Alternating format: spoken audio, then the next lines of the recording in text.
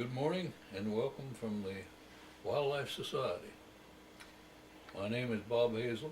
I'm with the North Carolina chapter of the Wildlife Society. The date is March 13, 2007, and we are in Willow Spring, North Carolina, in the home of Mr. Bill Smith. Our purpose here this morning is to interview Mr. Smith regarding his career in wildlife management with the North Carolina Wildlife Resources Commission. This is one of a series of interviews with early workers in the wildlife program and fisheries management to record the early days of those management programs in North Carolina. This is part of a national program sponsored by the Wildlife Society to record the early history of wildlife management. And Mr. Bill Smith is going to tell us about his career. I want to introduce him at this point. And Bill has a distinguished career with the Wildlife Commission. I think he worked 30 years in fisheries management, and I would suggest that you begin by telling us something about your background and family, how you got into a career in fisheries management, and go from there and tell us your story. Well, I was born and raised in Richmond, Virginia, Bob. My mother was Pennsylvania Dutch, and my dad was Richmond man, and got one sister, myself. My parents, both of them, were born in 1892, but I wasn't born until 1927. But I graduated from John Marshall High School in Richmond. I went to Virginia Tech. We call it VPI, it's now Right. Virginia Tech. But my major was forestry and wildlife conservation. And we didn't have semesters, we had quarters. In the last quarter I was in school, I had a professor that just set me on fire for fish, working with fish. And that was in the back of my mind for a long time. I graduated from there, and I saw no need in even trying to go to graduate school, because that was right when Korean conflict was going full blast, and I figured that it wasn't going to be long, because I was in cadet corps at school, and I was qualified as a second lieutenant. Right. And got real fortunate because I was in an active reserve unit there in Richmond, and one other fellow and myself got pulled out and put on active duty. Found out after I got out of service that that was an error. They weren't supposed to take anybody out of active duty,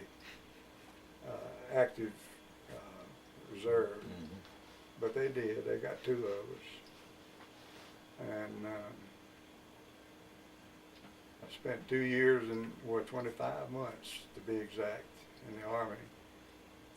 I really did like it. I was going to go pro career when I got back to the States, and then I was shipped to Fort Bragg, and that changed my mind on everything. So I couldn't wait to get out, and I had a chance to get out, and I did, and after 25 months. But I got a job because I got married shortly thereafter, and I got a job that after I had one child, I decided I wanted to go back and work on my master's degree. And I went to VIMS there in Gloucester Point, and Actually, I veered off of fish just a little bit because I was working with blue crab as my major. Had an interesting guy that was working with the crabs.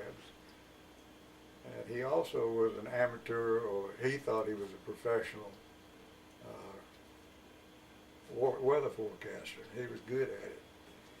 And as part of my studies with the blue crab, I had collected 500 crabs and tagged each one with a piece of rubber tire that just cut in strips and just stretch it from point to point on the points on the carapace. And each crab was tagged. And a storm came up. My professor's forecasting took over, and he said, yeah, this is going to be a bad one. So I had these crabs in a cage that was 4 by 4 by 8 feet, so they'd have plenty of room.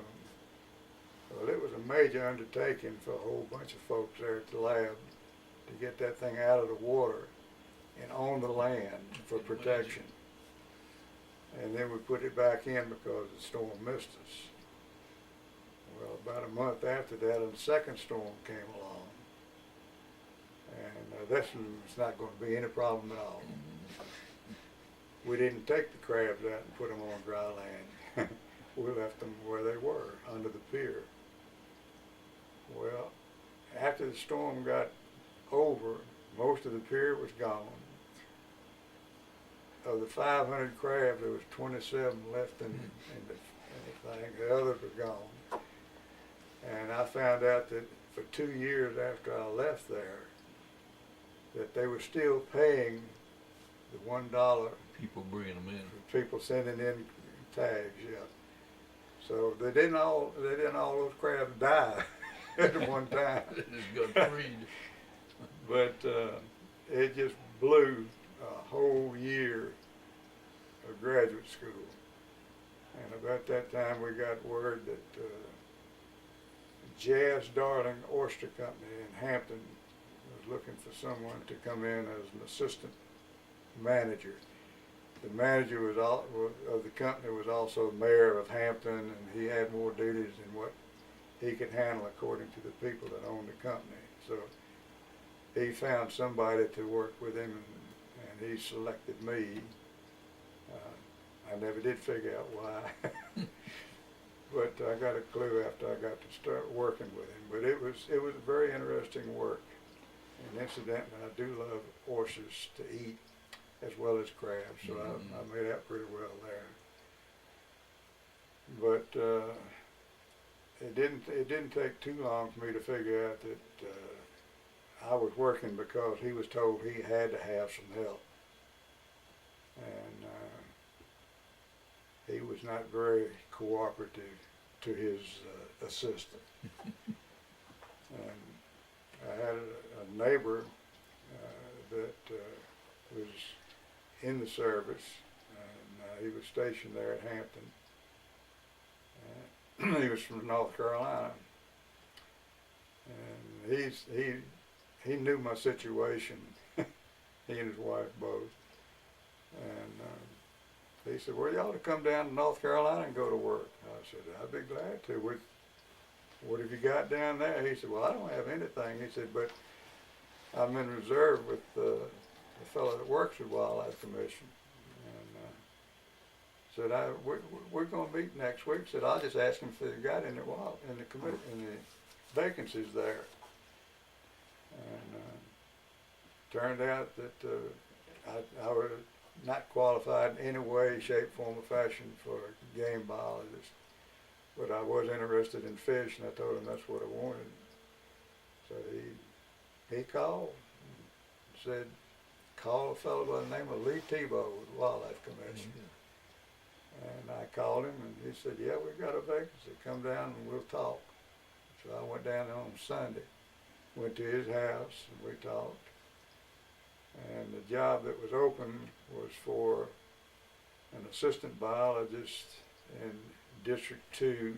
Of course, doesn't everybody know what districts mean, but you and I do. Yeah. And my job was to be leading a study on Contentnia Creek, because Lee had seen this creek when it was just absolutely perfect. And the whole time I was there and he was in Raleigh, we never could quite understand each other's situation. And so finally we got some low water. And I called Lee and told him, come on down if you wanted to see it, we'll find low water. And he came down there and he said, this is low water? I said, yeah. I said, I live right next door to Melvin Hill, who was an enforcement officer. And he said this is the lowest he'd seen it in a couple of years. Lee said he'd never seen it this high before. So at that point we understood each other that what I had been seeing was not what he had seen in the past. So that sort of just scrapped that program right on the bat. That just faded out, and I worked with Ken Johnston, who was a district biologist, and helped him. And after about 1 year, the thing had changed, and Ken was promoted, and he went to District 1, and Bill Ellis, who was in District 3, retired, and an assistant working with him was Jack Bayless. And so Jack and I came up for biologist positions, and typical thinking, I guess, I had been in District 2 for a year, but they sent me to District 3, and Jack had been in District 3 for a year, and he went to District 2, so. Typical. So anyhow, it worked out very well for both of us. But I've been here since January the 15th, 1958, so I feel like I'm more of a Tar Heel now than I ever was from Virginia. So. Yeah, I think you qualify.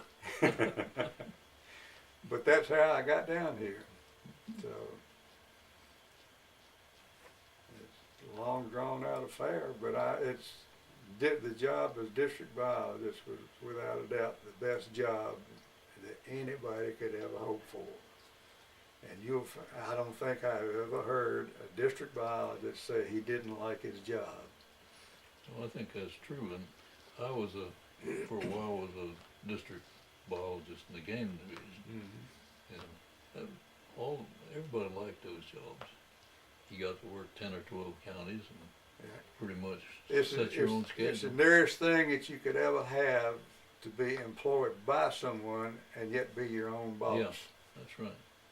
And you had the freedom that if you were planning to go here to do such and such a thing, and they had a hard rain in that area, you could just pick up and go over there and do something else over there that you were going to do later on. So it's just an ideal situation. You lived in Rocky Mount. I lived in, yeah.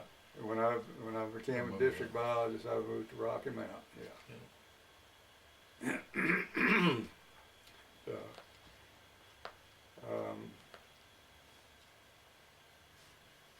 now you got involved in a research project over there, didn't you, on Roanoke Pass? Later on I did, yeah. One of the main things that I had to do every year while I was in District 3 was to run the striped bass hatchery in Weldon. Oh, yeah. That was a foregone conclusion that was going to be my job, because that's in District 3. That was quite an operation. Yeah, it's something that you got to have some age or you wouldn't know what I'm talking about, because this was 1960, early 60s. Well, I ran it from 1960 through 1972, and it was something to behold, because people use drift nets, long staffed drift nets, and they get the boat pointing to the shore, and they would just drift, and they'd put that net down on the downstream side of the boat so that the current would flush it. Mm-hmm. And then when they'd feel a bump, that's what they call it, a bump. They'd come up with it, and they'd have a fish in there. And the bump was a striped bass heading upstream to Yeah, spawn. heading upstream, yep. And it just, the thing that surprised so many of the visitors that came up there, and they came by the hundreds, was that when they brought a nice big female up there, they had to bring live males along with her. The female had to be live as well as the males. And yeah, we used to just say, well, it takes two to tango even if you're a fish. So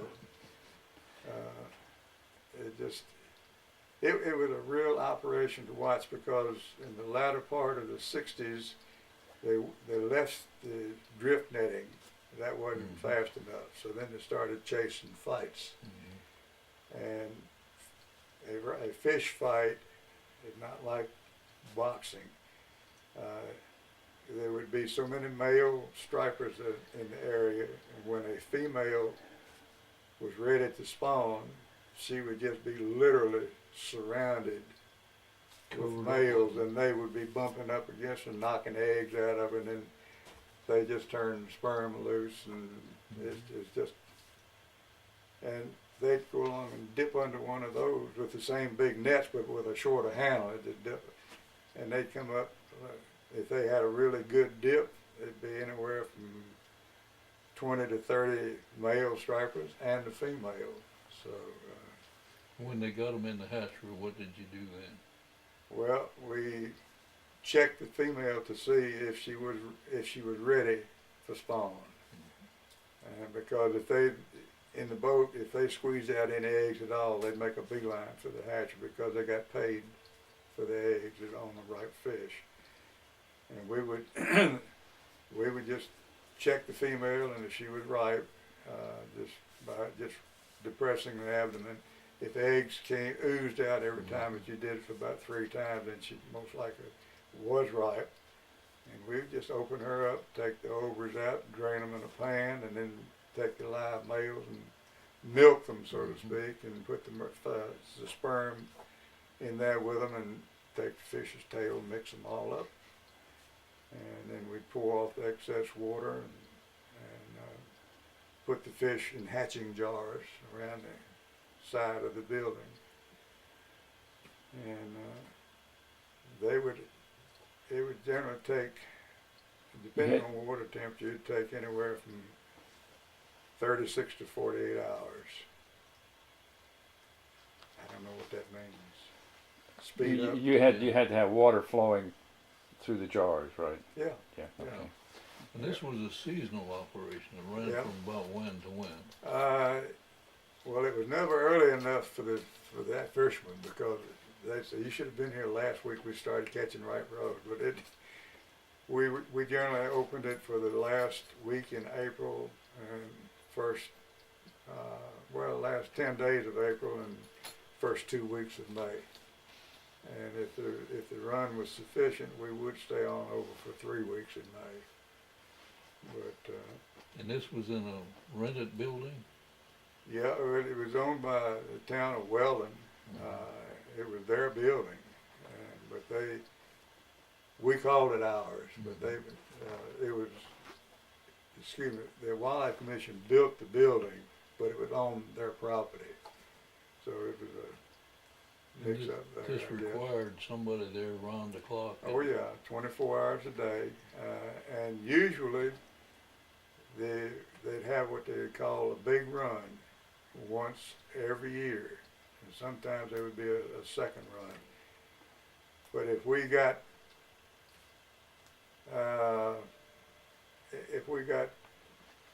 50 million eggs for the season, usually we'd get at least 35 of those 50 million in one night.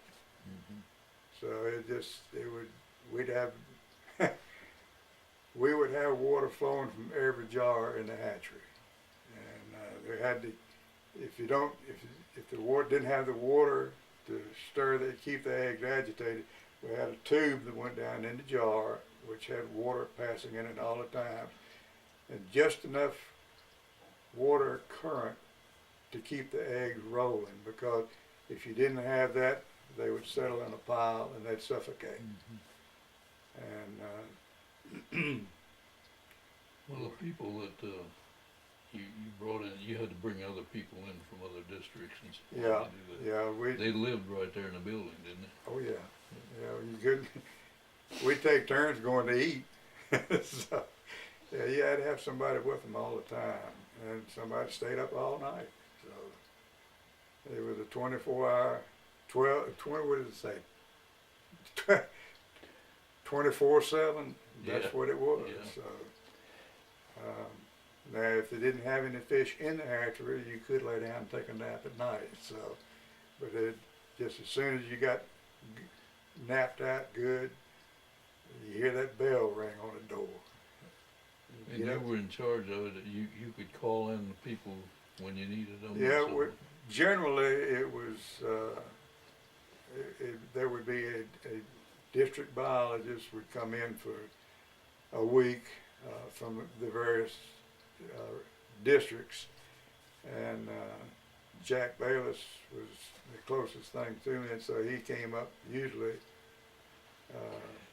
twice as much as anybody else did, and had one temporary that we hired locally, and that got to the point where it was not worth the effort, because they'd have to go bail him out of jail every Monday.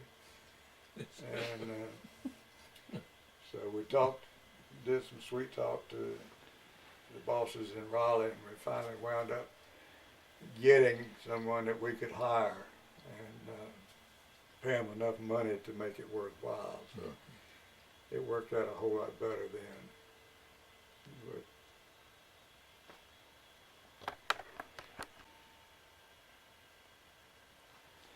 the fish that were brought to the hatchery were brought by fishermen, Right. just general fishermen. Nearly all of them were caught in a net one way or another. But it was right interesting, because if somebody happened to catch, particularly when they were drifting instead of chasing fights, they'd catch a ripe female, and you'd hear them holler, "Anybody got a buck? Anybody got a buck?" Well, they were talking about a male fish, Yeah. not money.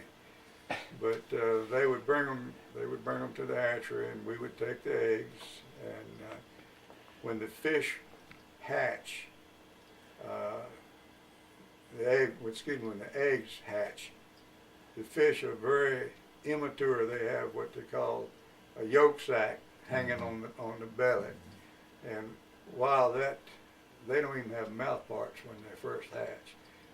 And while that egg yolk sac is being absorbed, the only thing that the fish can do is actually swim vertically 8 or 10 inches, and then they have to rest, and they just drift on back down and come up and again.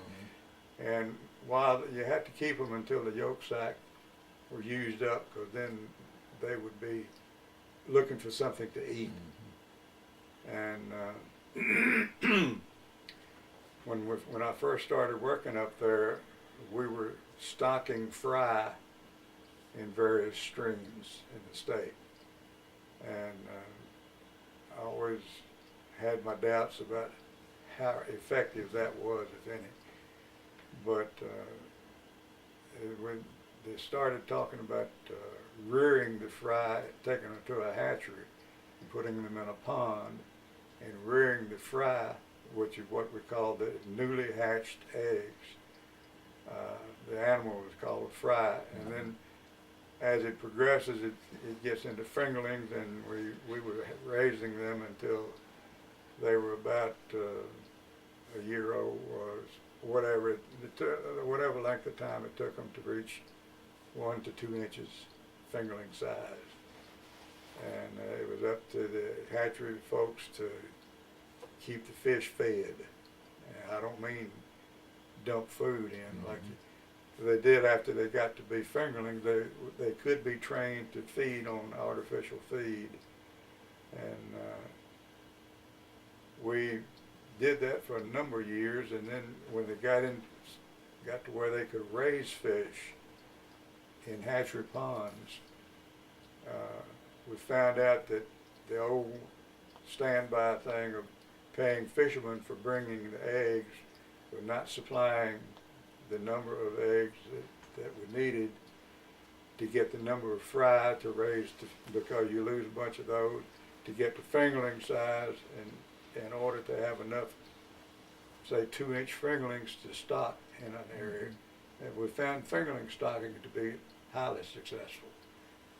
And so it came to the point where we had to have something more than just luck of a good night's run.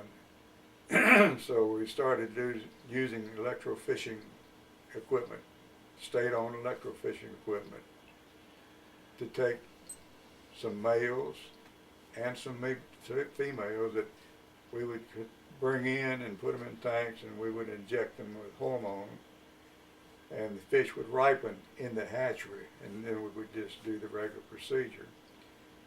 And we didn't kill those fish. After we stripped them, we'd take them down, put them back in the river. But there was quite a bit of, I don't know that anybody ever made a living off of bringing eggs to the hatchery, but we did pay them for viable eggs. Did they get to keep the fish too? Yeah, we gave the fish back to Yeah. them, but all we took was the eggs. And it didn't set well with the local folks. They wanted to continue to bring the eggs to the hatchery because they figured that they were the ones that were keeping the striped bass program going. And it did help, but it was not sufficiently dependable that you could raise fingerlings to stock in an area that a number of bodies of water that were wanting striped bass fry to be stocked into them. So we had to go to a different thing. We had a 1-year hatchery, temporary hatchery at Edenton, right across Albemarle Sound, right on the opposite side of the sound where the bridge ended. That's where our hatchery was. We contracted with one of the local fishermen who had pound nets, and he allowed us to come to the net after they had started to work the fish in a pocket, and we would electrofish and take the stripers out and take them down and put the females in an aquarium after we inject them with the hormone, and then put males also, because we needed to have the males also. And that worked fairly well for a first and only year, because the man told me, and we paid him handsomely for the privilege of having this temporary hatchery in his boathouse, and to let us come to his pound net and shock stripers. But he told me, he said, y'all are ruining me. He said, I'm not making any money at all this year. I said, what do you mean? He said, well, you go out there and put all that electricity in that water, and said, fish won't come in my nets anymore. And I told him, I said, that shouldn't have any effect on your fish getting in the net. I said, because it's just like a light bulb. When we turn on the electricity on that shocking boat, the juice is on, just like when you throw the switch, the light comes on. When you turn it off, the light goes off because there's no more electricity. Yeah, but that's hanging out there in that water because the fish is not coming to my nets. And regardless of who tried to convince him that it had no effect. He thought you dumped something in him. Yeah, that was like I said, it was a 1-year experiment because he would not allow it to come back. So that's when we moved upstream and started taking fish and using the well and hatchery to do that.